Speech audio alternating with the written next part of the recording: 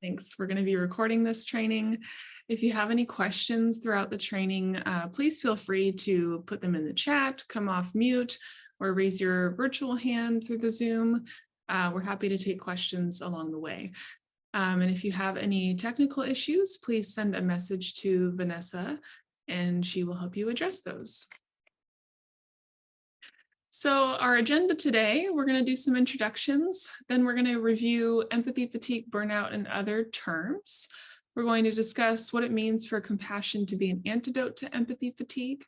We'll discuss secondary traumatic stress and vicarious trauma, and then we'll get into how to address burnout and support staff resilience through organizational culture. We are going to have a few breakout rooms along the way as well, so please be prepared to discuss in small groups when we get to those points. And then before we jump in today, we'd love to know who is in the room, so please put your name and agency in the chat and feel free to share one uplifting thing that happened this week. And if you can please rename yourself on Zoom with your name and city and or county, if that's not already how your name is set up, that would be super helpful for us. A few norms for today before we get started. Please be as present as you can. Respect when others are speaking. All perspectives are valued. Speak from your own experience. Value confidentiality. Personal sharing stays in the group when we leave. Please engage, please ask questions, respond to others. And as we noted, today's training is being recorded and will be publicly posted, so please share mindfully. I will say that the breakout rooms are not recorded, and that's part of why we have the breakout rooms, so that you all can discuss amongst each other and share your personal experiences without that being recorded. A little bit of a disclaimer, the information and support provided in this presentation and session is meant for educational purposes only and should not be considered therapy. If you experience any distress, please contact a mental health professional. Okay, thank you all again for joining us today. My name is Katricia Stewart. I'm a community psychologist and a policy analyst with Homebase. And I'm very excited to be talking with you all about empathy, fatigue, burnout, and how to prevent and address these things in your workplace. So first, we're going to talk about empathy fatigue. You've probably heard of something called compassion fatigue, but that's actually a bit of a misnomer because compassion does not fatigue. But you can experience burnout when empathy does not lead to compassion. And we're going to unpack this a little bit, but I first just wanted to address why we're calling this empathy fatigue and not compassion fatigue. So empathy is the ability to understand and share the feelings of another person. It allows us to resonate with others' positive and negative feelings. So in empathy, we feel with others. We really feel the feelings of another person. Whereas sympathy, we might understand their feelings. We might be able to cognitively understand it, but empathy is oh, I really feel that. When we're engaging empathy a lot, especially with others' negative emotions, a few things can happen. One, we might get numb to their feelings and tune them out a little bit. We might experience the process of empathic distress, or we experience compassion and empathic concern. And I'm going to unpack what all of that means. So empathic distress is the strong aversive and self-oriented response to the suffering of others and the desire to withdraw from a situation to protect oneself from excessive negative feelings. So basically, when we're faced with somebody's negative experience, we have an aversion to it, we become focused on ourselves, and we want to withdraw from the situation to protect ourselves. When we experience empathic distress chronically, that is what causes empathy fatigue. Empathy fatigue can then lead to burnout. Burnout is a state of emotional, mental, and often physical exhaustion brought on by prolonged or repeated stress, including empathic distress and empathy fatigue. It's caused when a person feels a lack of control over or capacity to cope with the stressors of their environment. This can relate to many kinds of stressors, not just empathic distress. So just want to make clear that burnout can be caused by a lot of different things, but today we happen to be focused on empathy fatigue and empathic distress. In relation to empathic distress and homeless services, burnout can arise if there are not personal and organizational structures and tools in place to help staff cope with the empathic distress they feel from working with clients and the trauma that clients share with them. So I really want to emphasize here, and we're going to talk about this throughout the training today, burnout is not a personal issue in the workplace. Burnout is a multi-layered issue in the workplace that is caused by a staff person's interactions with clients. It's caused by a lack of support from the team or a lack of support from the organization to help prevent burnout in the first place. So here's a little diagram on how empathy can lead to burnout. So first, in empathy, we feel with others, we identify their suffering. This often leads to empathic distress, where we get overwhelmed by other people's suffering and we have a desire to withdraw from it. When we experience empathic distress a lot, that leads to empathy fatigue, which is just a chronic state of empathic distress. And that then leads to burnout, which is caused by a lack of or inappropriate supports to combat that empathy fatigue. There is a way out of this path that we'll talk about in just a little bit. But first, I want to talk about what do empathy fatigue and burnout look like. So empathy fatigue can include psychological distress, so some emotional things like anxiety or anger, intrusive imagery of clients' trauma, avoiding engaging in work around clients' trauma, sleep or gastrointestinal issues, decreased engagement, and addictive behaviors.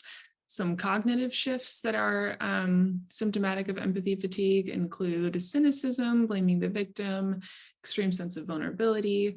There can be a disturbance in one's relationships, like decreased trust, distancing from clients, or over-identification with clients, as well as changes to frame of reference, like disconnection from one's own identity, changes in fundamental beliefs, distortion of values, that kind of thing. There are a lot of potential symptoms of empathy fatigue. What does burnout look like? Burnout is more of a heightened and prolonged experience of empathy fatigue symptom-wise. So it might be an enduring sense of cynicism or frustration, feeling like a failure, exhaustion, overwhelm, disconnection from others, as though you're not doing your job well or can never do enough, like you need to use substances to cope with that stress, or hypervigilance. So now we're going to go into our first set of breakout rooms, and we're going to take 5 minutes to just reflect on some of these terms and what we've discussed so far. I would love for you all to take a look at this spectrum, and all of the facilitators should have this PowerPoint and be able to share this with you to discuss in the breakout rooms. But identify, like, where are you at on the spectrum? Are you experiencing burnout? Are you more in the empathy stage? Do you feel like you actually cope with the empathy really well and you've not experienced burnout? So that'll be the first part of the breakout rooms. And then also just want you to bring back any questions that you have about the definitions of empathy, empathic distress, empathy fatigue, or burnout. Yeah, other facilitators, are we ready to go with the breakout rooms? Yes. Yep. Okay, if we can just pause the recording, then we'll get those breakout rooms launched.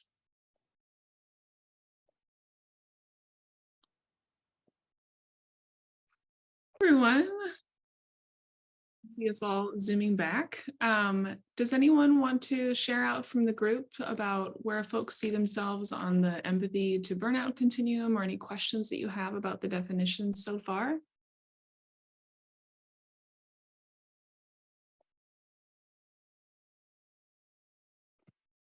Also, feel free to put things in the chat.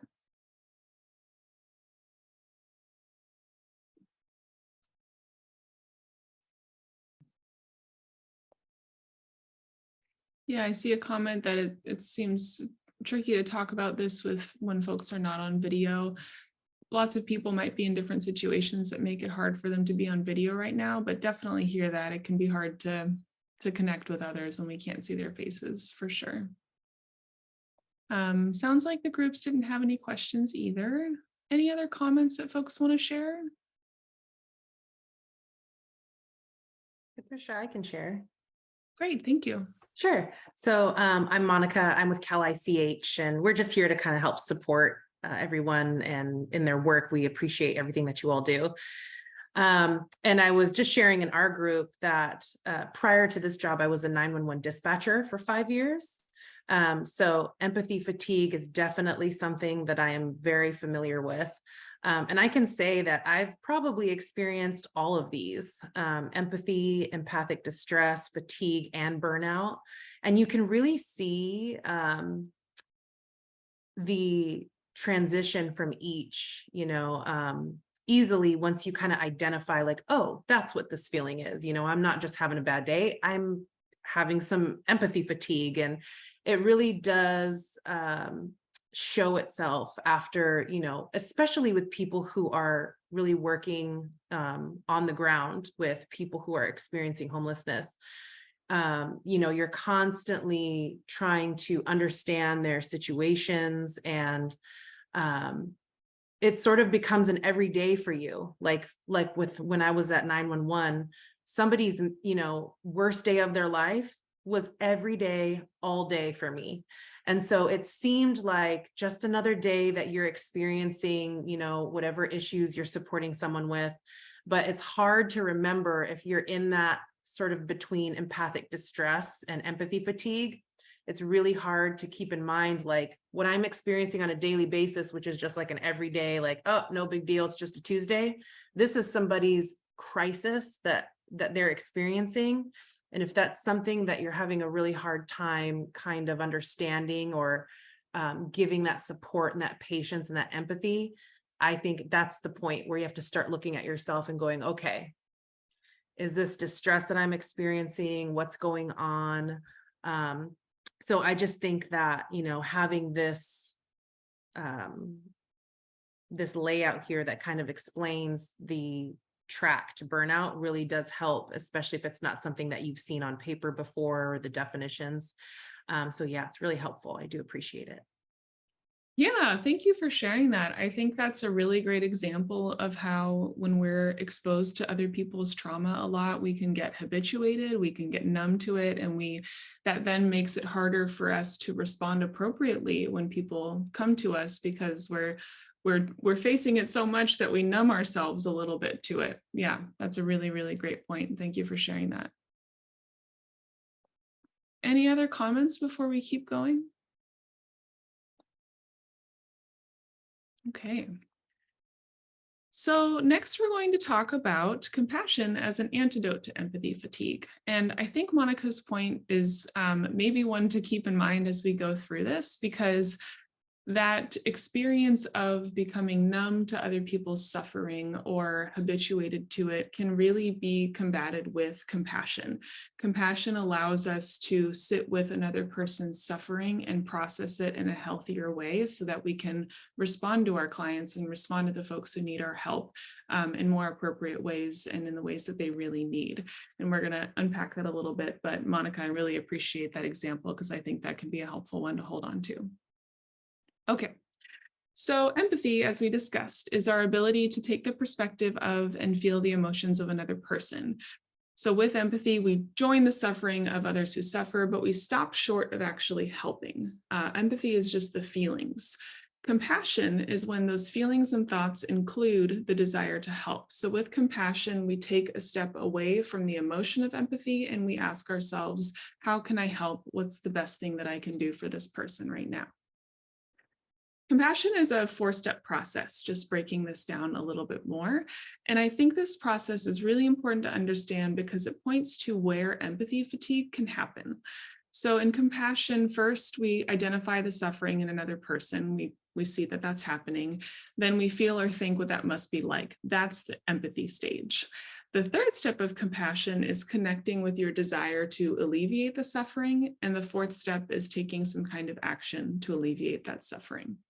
When this process is seen through to completion, individuals often experience uplifting and regenerative effects. However, many people get stuck at step 2, empathy, which is when we experience empathy fatigue and burnout. And a lot of you might be thinking right now, well, what do I do when I can't help somebody? Like maybe that's why I'm getting stuck at empathy, because I feel like there's nothing I can do. I feel helpless in the face of this person's suffering. We're going to get to that. Stay tuned. So just to outline this a little bit, the difference between going from empathy to burnout versus empathy to compassion really happens like between empathy and empathic distress, where we take those other steps to move ourselves forward. I also see a question in the chat. Yes, the training link and video will be shared with folks, and I think some of our other facilitators will be able to share more about that at the end. I also just want to highlight here that when we experience empathic distress, we often have self-related emotions, negative feelings and stress, poor health, burnout, withdrawal. Whereas when we experience compassion and we practice compassion regularly, we have other related emotions, positive emotions, good health, and pro-social motivations. Okay, so going back to this, what do we do when there's nothing to do? So that's step 4, taking action to alleviate that suffering. Compassion practice includes internal actions or personal practices focused on coping in healthy ways when there's no external action you can take to alleviate another person's suffering. So this is when we're really getting down to there's nothing you can necessarily do for your client, and that might get you stuck in empathy fatigue. That's when you might start to push other people's negative experiences away because you feel helpless to do anything about it. This is where you, as a provider, need to take care of yourself and find a way to move those emotions through you so that you're not getting stuck in empathy fatigue. So when I talk about internal actions, it can be mental reframing, like reminding yourself you've done what you can do at this time. It can be self-compassion. You want to help, but you can't. And that's also an experience of suffering. It can also be a loving kindness practice. Like at the end of the day, if there's no tangible action that you can take for somebody, you can take the action of wishing them well and sitting with your feelings of compassion for them. And even if that feels strange and it might be frustrating because you want to actually do something, if you can't and you don't take the time to move that emotion through your body, you are going to get stuck in empathy fatigue and burnout. So this is really critical. This is about you as a provider taking care of yourself, even when there's nothing you can do for your clients. Compassion cultivation has a lot of benefits like increased happiness, calmness, acceptance, connection with others, and overall well-being, as well as decreased stress, anxiety, depression, empathy fatigue, burnout, chronic pain. There are some resources at the end of this on compassion cultivation resources, practices, courses, things like that I can give you. But I also just want to highlight that you taking care of yourself emotionally as a provider is only one part of addressing burnout. And a lot of the rest of today's training is on all of the other pieces of addressing burnout, like how to work with your teams and how organizations can help their employees prevent burnout that's caused by other things as well. So we're going to go back into breakout rooms. And when we come back, we're gonna share one thing we're taking away and any questions so far. So very similar to last time. And this time in the breakout rooms, we're gonna get a little more into all of this. So we're gonna talk about what are your initial reactions to empathy being different from compassion? And is this surprising to you? Is this new information to you? Are you seeing symptoms of empathy fatigue and burnout among staff at your organization or yourself? And can you share examples from your own life where you've been able to move from empathy to compassion, where you feel like you've taken that step to move those emotions through your body and not get stuck there, or alternatively, where you're getting stuck with that? I'd love to hear about that from all of you. Maybe we can unpack it a little bit when you come back from your breakout rooms. But these are the questions we're going to be discussing in this next set of breakout rooms.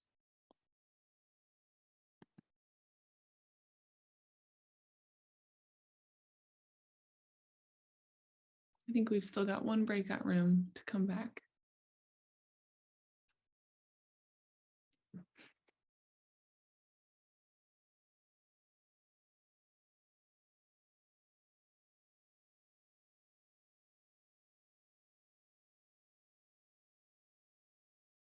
Okay, I think we've got everybody back now. So yeah, do we have report outs from the breakout rooms? Maybe some big picture takeaways from these conversations so far, or any questions coming up after the breakout rooms?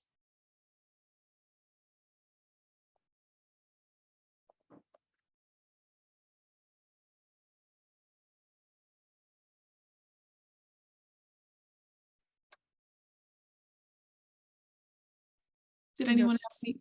Oh, go I ahead. was just going to report for the conversations we had, Katricia. Some folks expressed surprise at the ideas of empathy and compassion being different.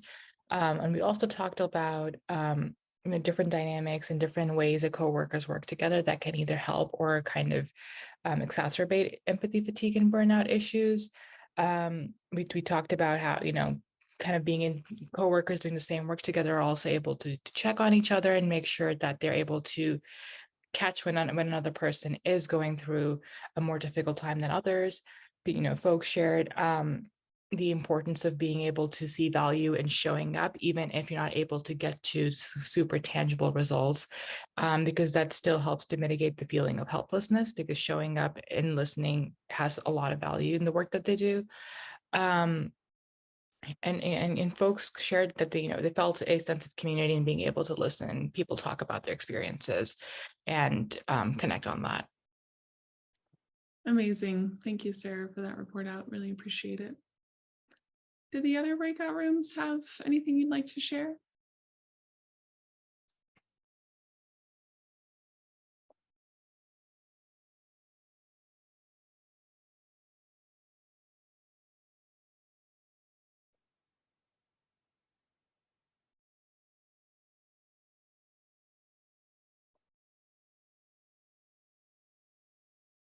Did we lose Maddie?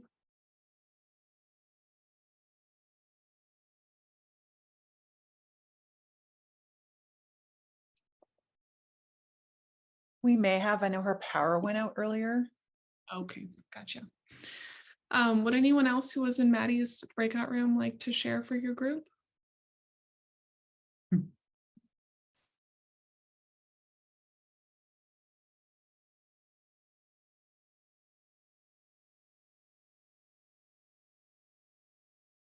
Okay, well, we'll keep moving then.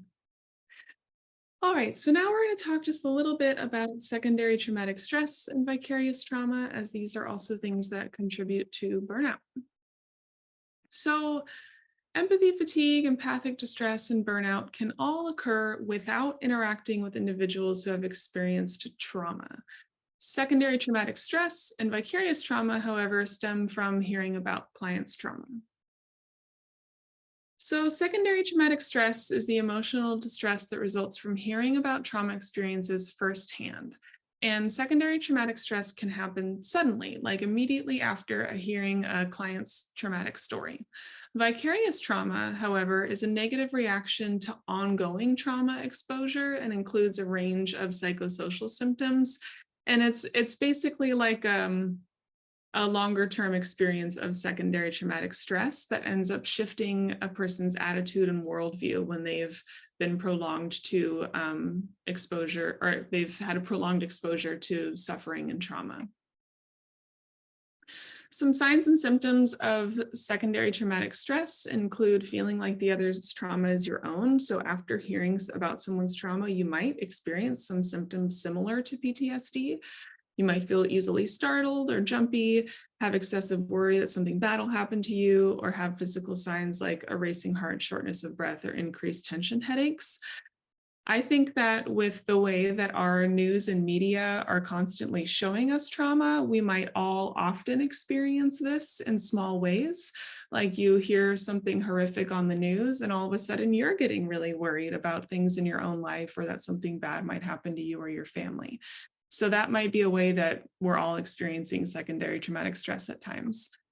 Some signs of vicarious trauma, though, are lingering feelings of anger, rage, or sadness about clients' trauma experiences, constantly thinking about or ruminating on those clients' experiences, exhaustion, social withdrawal, and symptoms of depression. So some longer lasting impacts of constant exposure to trauma. So what I want to highlight is that empathy fatigue, secondary traumatic stress, and vicarious trauma all can contribute to burnout in their own special ways. So now I want to get into what it means to actually address that burnout. Addressing burnout is critical to being able to better serve clients, accomplishing the organizational mission, increasing retention of skilled workers, lowering the costs of vacant positions and high turnover, and building a stronger and more resilient organization. And of course, just for the sake of staff's health and well-being, we want to make sure that we're addressing burnout. But sometimes it's hard to convince funders or organizational leaders that this is important unless we say like, hey, all of these things will be impacted too when we address burnout. So how do we help prevent and address burnout for staff of organizations who are working with clients who have trauma or difficult experiences? Trauma-informed care is a big one. We did a trauma-informed care training for you all recently. That's recorded if you want the resources for that. We're also going to talk about debriefing, balance and boundaries, support, and communication. Okay, so trauma-informed organizations are really about like trauma-informed supervisions and structures. And I'm not going to get too into this because we've done a whole other training on it, but in general, it's about recognizing the potential effects of secondary traumatic stress and vicarious trauma and empathy fatigue and burnout for your staff, being responsive to staff's expressed needs, and using strengths-based approaches and case management interactions to prevent problems for staff. Debriefing, yes, we can also link that trauma-informed training as well. Thanks for that.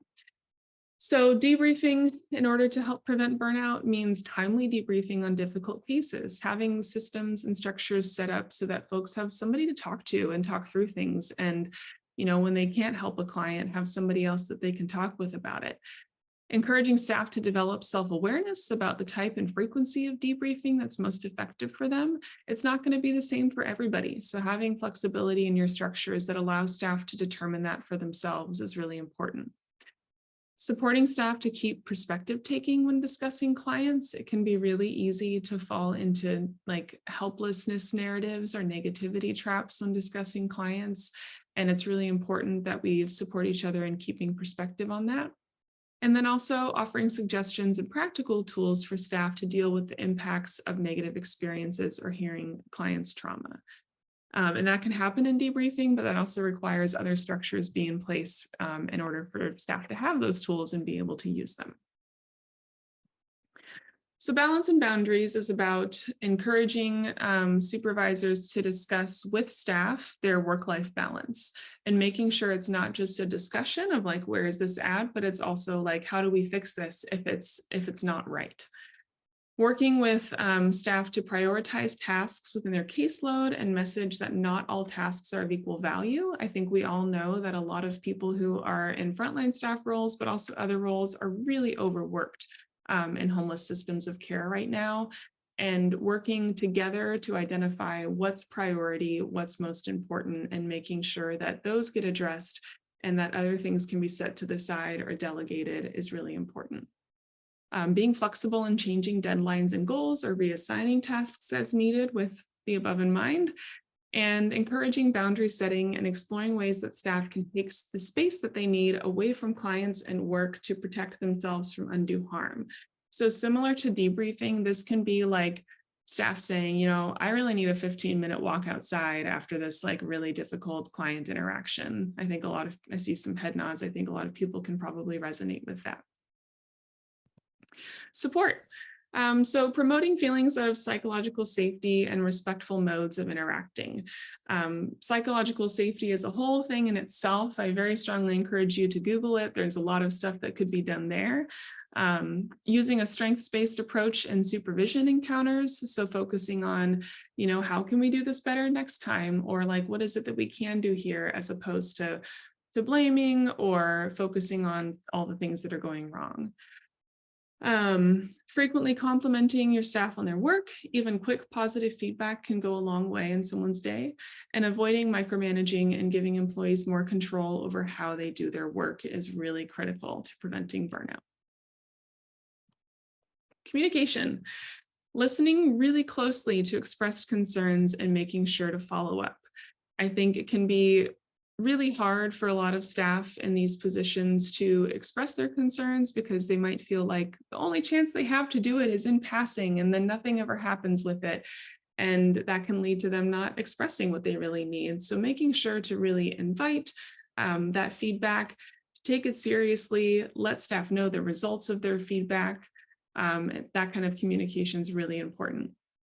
Being flexible and changing deadlines and goals, we already talked about that, but I brought this back into communication because it's not just like being flexible, it's also communicating that flexibility and communicating it regularly and reminding staff that it's an option. And then, of course, collaborating with staff to create a plan that addresses their needs and includes specific self-care activities to counteract any stress, including supporting their time off, supporting them taking space, and other things that they might need to do to maintain some balance in their lives. Okay, we're gonna go back into one more breakout room. And I'd love for you all to discuss, like, of those things that we just reviewed, debriefing, balance and boundaries, support, communication, what of these are already happening at your organization? What do you want to see more of? What small steps can you take towards creating more of those today? Like, what could you do to help be that change in your organization? And I think our facilitators have the slides, so they should be able to pull them up if you want to review any of that. Welcome back, everybody. All right, do we have report outs from the breakout rooms on what of these strategies are already happening at your organizations, what you want to see more of, what you could do to work toward them? I messed up. I forgot to appoint a report out person, so I will take the lead on reporting out from room one. I will say that we had folks from different organizations say that strategies were happening across all of the different categories. So we heard examples of debriefing, balance and boundaries, support, and communication. I think that we talked a lot about the importance of debriefing and how that can help folks stay grounded in the work. You need a confidant, you need a person that you can be honest with. And then we also talked briefly about complimenting staff, even in small ways, whenever you possibly can, telling people all of the great things that they're doing and the importance of saying phrases like, I appreciate you, and I appreciate the work that you're doing. In terms of what folks wanted to see more of, we talked a little bit about just like opportunities for informal connection or silliness across people, so that not every meeting, work day back to back is all serious. Somebody had an idea for bowling down a long hallway, which I thought was lovely, and I wish we had at home base. And I think we talked a little bit about like a desire to reframe some of our communications, especially if we're in a project management role and then we're working with several different subcontractors, or we have lots of different partnerships, making sure that our meetings are a collaborative opportunity and not just somebody telling someone else what to do, or driven by like very specific, like we got to talk about data today, making sure that it's open for everyone and that there are those opportunities to connect and problem solve. Love that. Thank you for sharing all of that, Maddie. What about the other breakout rooms? I can report out from a breakout room again. We had a good discussion about first, just kind of sometimes the realities of a workplace and how giving feedback might not always be, there might not always be fully open opportunities to provide feedback the way you'd want to. So kind of, keeping that in mind. We talked about, a lot of folks feeling supported by their managers and directors' style of working. They felt that they were really big on self-care, which was effective in them being successful in the work that they wanted to do. We talked about being able to take breaks and just taking a walk between really intense meetings and just kind of being able to get up and have that change of scenery. We also talked about, having that space to share out and have that confidant and have that setting where you can share with people, but also, people share the reality of not wanting to feel like you're burdening somebody or adding to their load, and kind of being able to balance those things, and the value of, sometimes it's great that you can hear another person talk about what they're struggling with, because it reassures you that what you're feeling is also valid. And you're able to kind of ground yourself in that and work together towards a solution. We talked a lot about being able to have internal checks and being self-aware of, your own capacity to give, and making sure that people around you and yourself are not pouring out of an empty cup. So that was kind of a quick summary of our discussion. Thanks so much, Sarah. I really appreciate that. Did the Cal ICH group have anything to share?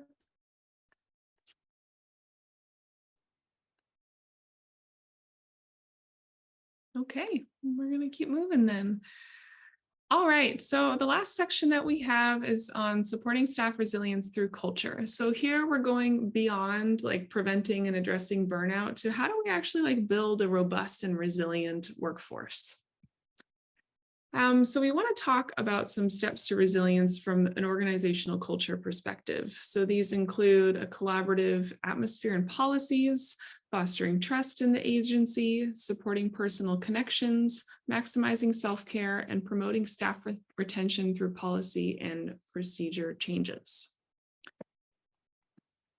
So first, with fostering a collaborative atmosphere, it's important to recognize successes as team accomplishments, communicating the expectation that staff will support each other and assist each other, being receptive to input and feedback from staff, including staff in deliberations about decisions that affect their work, and verbalizing opportunities for staff to move up within the agency.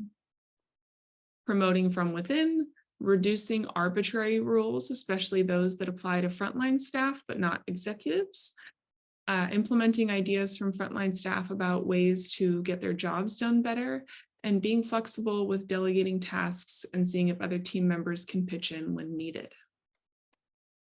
Fostering trust in the agency requires a lot of things, and these are just a few, including applying policies consistently, visibly messaging the importance of employee satisfaction, being transparent in interviews and hiring about the amount of energy required for the job, executive staff modeling collaboration and work-life balance, keeping lines of communication open about scheduling, especially if staff calendars are created by others, being open to redistributing job responsibilities based on what staff feel they can handle rather than what management sees as equitable based on pure numbers.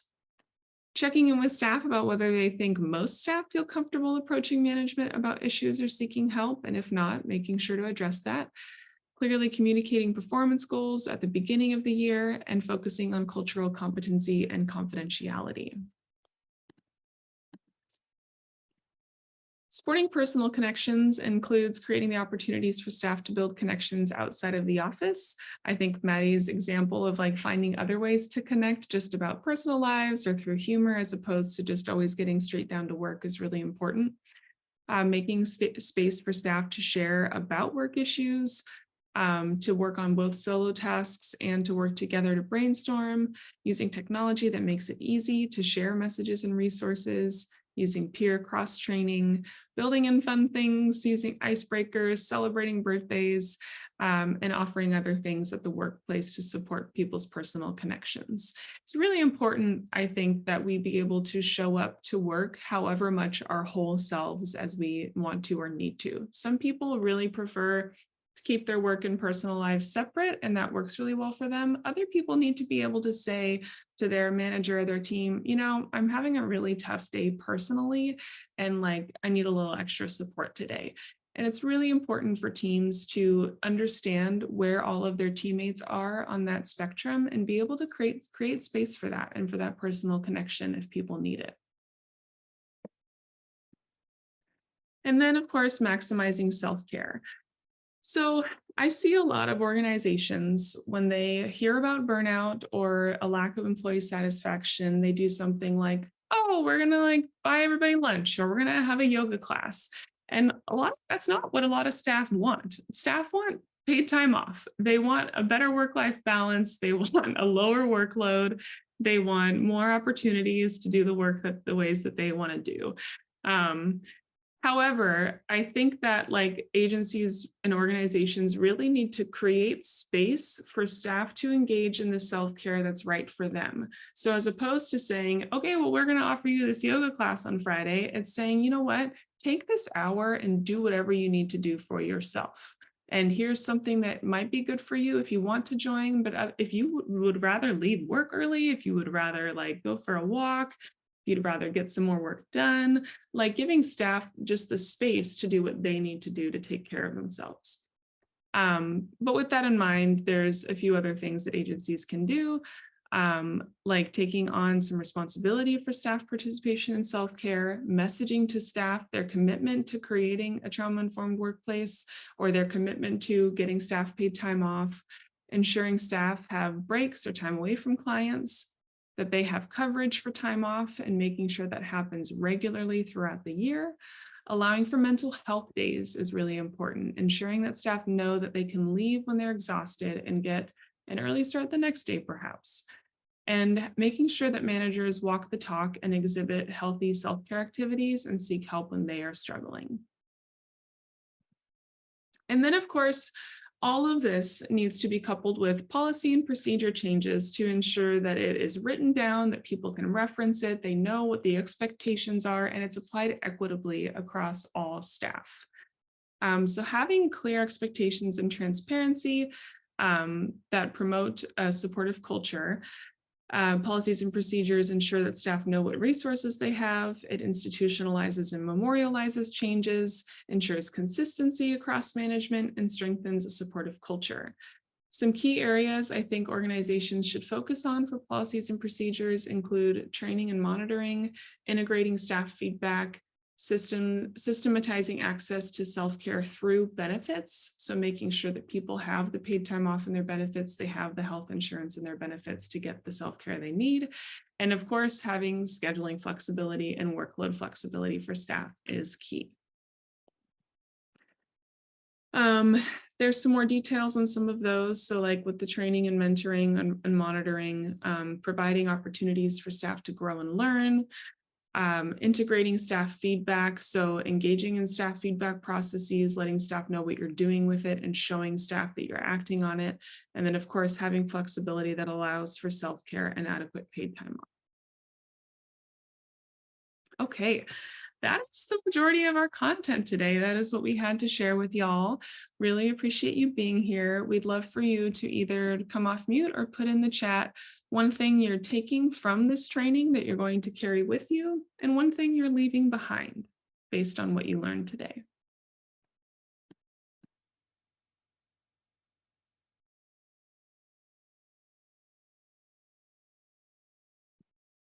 Or if you have any questions and want to put those in the chat or come off mute and ask them, this is a great time for that.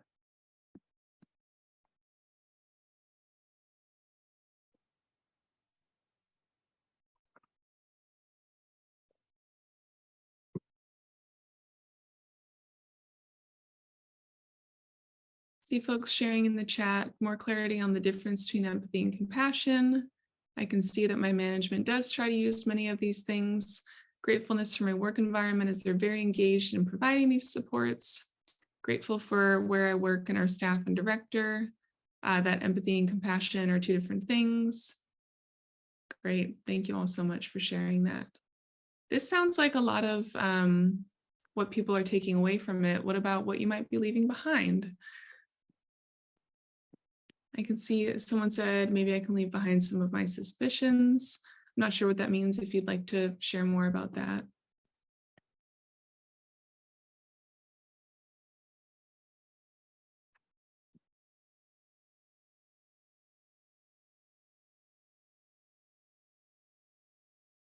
Sorry, it's taking too long to type it out.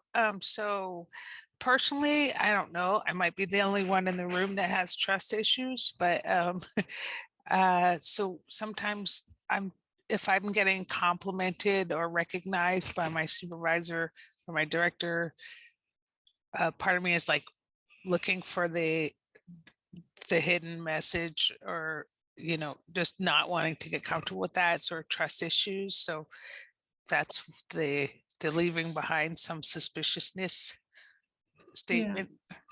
but I'm sure it's just me.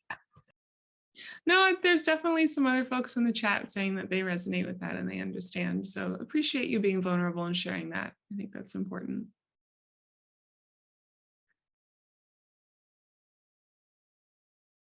I see someone else saying that they're leaving behind thinking I can't be open to ask for help.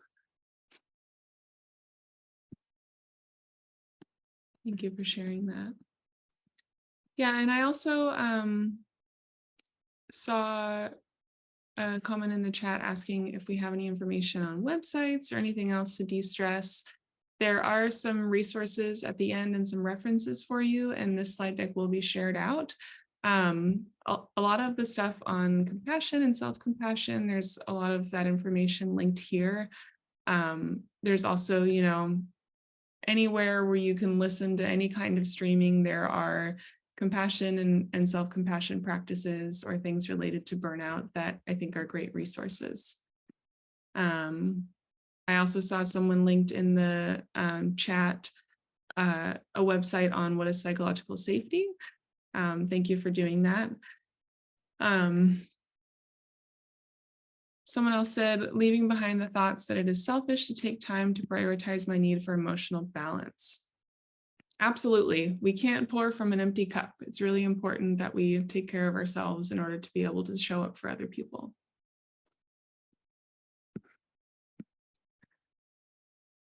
All right. I think we also have another foundational training coming up at the end of August. This one is about motivational interviewing. Motivational interviewing is a trauma-informed approach to conversation. It focuses on partnership, acceptance, compassion, and evocation. And through motivational interviewing, case managers and clients can strengthen trust and improve outcomes. So the participants will learn the principles of motivational interviewing, practice motivational interviewing techniques to resolve ambivalence and promote change, engage in scenario-based exercises and role play.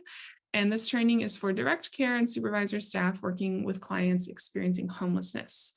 A couple of our colleagues here at Homebase are going to be leading this training. I think it's a fantastic training, so I really hope that you all are able to make it to that. We're also linking some resources in the chat, like the registration for that training, the feedback survey from today, as well as the Encampment Resolution Fund newsletter. Thank you all so much for joining us today. Really appreciate it. We can stay on a few minutes if you have additional questions or comments once we stop the recording. And please also take a moment to fill out the training survey that we put in the chat or email us if you have any questions.